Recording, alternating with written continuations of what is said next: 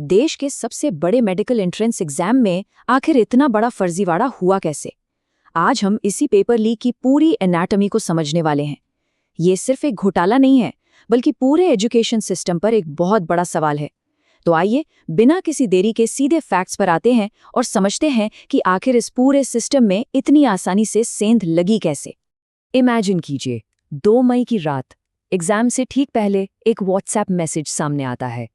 केरला के एक medical student ने राजस्थान के सीकर में हॉस्टल चलाने वाले अपने पिता को ये मैसेज भेजा। इसमें बड़ा साफ लिखा था, इन्हें हॉस्टल की लड़कियों तक पहुंचा दो। ये वही 300 सवाल हैं जो कल के नीट पेपर में आने वाले हैं। अगले दिन जब उन पिता ने इन सवालों को एक कोचिंग टीचर से वेरीफाई करवाया, तो जो सच्चाई सामने आई वो सच में रोंगटे खड़े कर देने वाली थी। और वो सच्चाई थी ये नंबर 135। दरअसल ये कोई छोटा मोटा नंबर नहीं है। असली नीट एग्जाम के टोटल 180 सवालों में से पूरे 135 सवाल उस व्हाट्सएप मैसेज वाले पेपर से बिल्कुल हूबहू मैच कर गए। बायोलॉजी के 90 में से 90 और केमिस्ट्री के 45 सवाल, वो भी एकदम अनब्रोकन सीक्वेंस में, मतलब एक कॉमा या फुल स्टॉप भी इधर उधर नहीं। ये कोई तुक्का या गेस पेपर तो बिल्कुल नहीं था। ये एग्जाम सिस्टम के अंदर एक बहुत बहुत बड़ी सेंध थी। अब इस फर्जीवाड़े का स्केल देखिए, 22 लाख। ये उन स्टूडेंट्स का नंबर है जिनका फ्यूचर एक ही झटके में दांव पर लग गया। ये देश का वो एग्जाम है जिसे क्लियर करके लोग डॉक्टर बनते हैं। और इसी भारी चूक की वजह से हिस्ट्री में पहली बार नेशनल टेस्टिंग एजेंसी को ये एग्जाम रद्द करना पड़ा। सोचिए, ये सिर्फ एक पेपर कैंसिल होना नहीं था, ये रातों रात लाखों सपनों का टूटना था। तो अब चलते हैं इस लीक पेपर की ट्रैकिंग पर और देखते हैं कि आखिर इस नेटवर्क ने काम कैसे किया। अगर हम इस इन्वेस्टिगेशन की टाइमलाइन में थोड़ा पीछे जाएं, तो पता चलता है कि ये सब बहुत पहले शुरू हो चुका था। रिपोर्ट्स बताती हैं कि एग्जाम से पूरा 1 महीना पहले महाराष्ट्र के नासिक की एक प्रिंटिंग प्रेस से पेपर की फिजिकल कॉपी चुराई गई। फिर 1 हफ्ते पहले इसकी सॉफ्ट कॉपी गुड़गांव में बेची गई। उसके बाद एग्जाम से 3 दिन पहले ये राजस्थान पहुंचता है और आखिर में ठीक 1 दिन पहले सीकर में व्हाट्सएप के जरिए इसका मास डिस्ट्रीब्यूशन होता है। तो देखा जाए तो ये रातों रात किया गया काम नहीं था, बल्कि एक वेल प्लान्ड सुनियोजित नेटवर्क था। और इस नेटवर्क का काम करने का तरीका कितना हाईटेक था वो सुनिए। पकड़े जाने से बचने के लिए इन्होंने नॉर्मल फोन कैमरा यूज नहीं किया, बल्कि हाई डेफिनेशन पोर्टेबल स्कैनर्स का इस्तेमाल किए। डिजिटल मॉनिटरिंग को बाईपास करने के लिए शहर के बाहर शैडो सर्वर्स सेटअप किए गए। लेकिन सबसे चालाकी भरा कदम क्या था?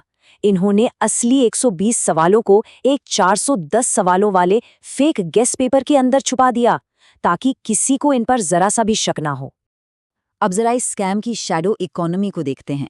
नासिक में फिजिकल कॉपी करीब 1 लाख रुपए में खरीदी गई। उसके बाद गुड़गांव में इसकी सॉफ्ट कॉपी 15 लाख रुपए में बिकी।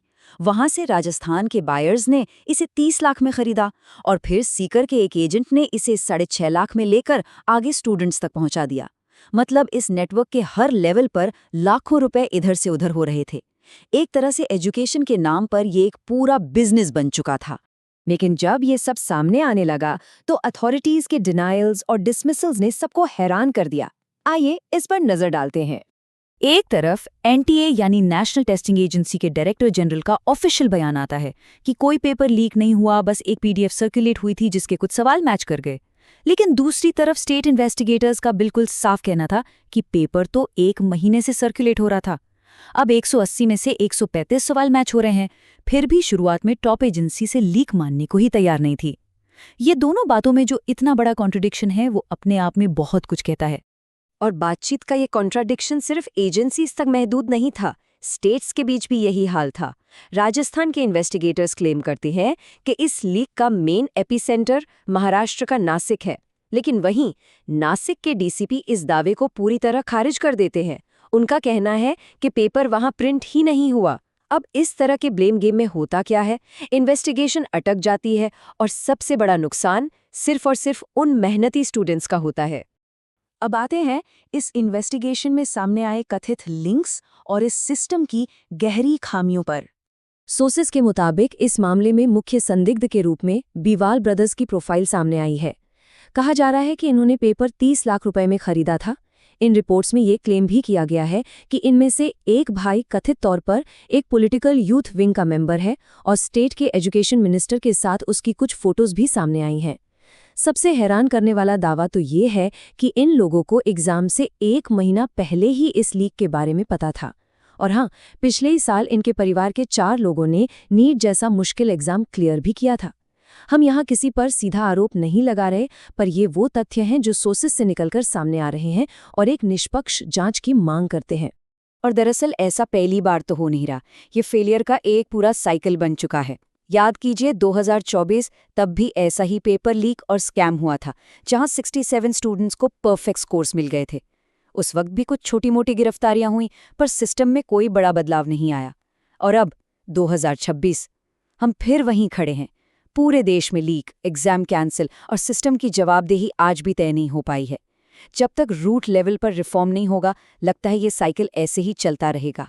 लेकिन इन सब के बीच जो सबसे बड़ी कीमत चुकानी पड़ती है, वो है ह्यूमन कॉस्ट। आइए इस पर बात करते हैं। एक बार उन 22 लाख स्टूडेंट्स के नज़रिए से सोचिए, जिन्होंने दिन रात एक करके पढ़ाई की और अब उन्हें फिर से एग्जाम देना होगा। इसका सीधा सा मतलब है कई महीनों की नींद का और बलिदान, मेंटल हेल्थ पर पड़ने वाला भारी असर और मिडिल क्लास परिवारों की जीवन भर की जमा पूंजी का एक बार फिर से खर्च होना। सिस्टम की इस एक खामी ने लाखों बच्चों को और उनके परिवारों को गहरी निराशा में धकेल दिया है। तो ऐसी सिचुएशन में क्या किया जाए? यहाँ बात आती है ऑल्टरनेटिव करियर पाथ्स की। सोर्स मटेरियल में एक बहुत ही कमाल की बात कही गई है, कामयाब होने के लिए नहीं, काबिल होने के लिए पढ़ो। सक्सेस के पीछे मत भागो, एक्सीलेंस का पीछा करो।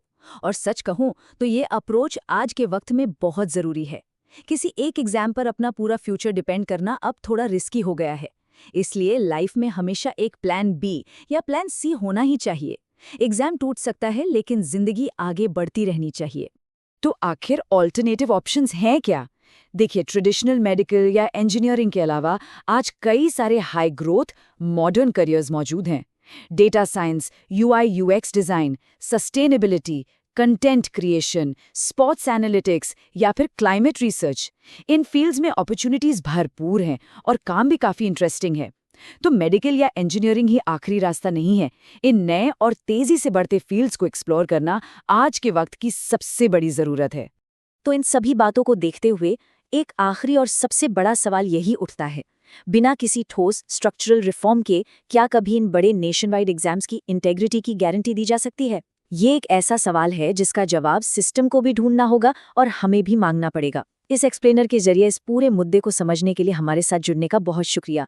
सीखते रहें और सवाल पूछते रहें।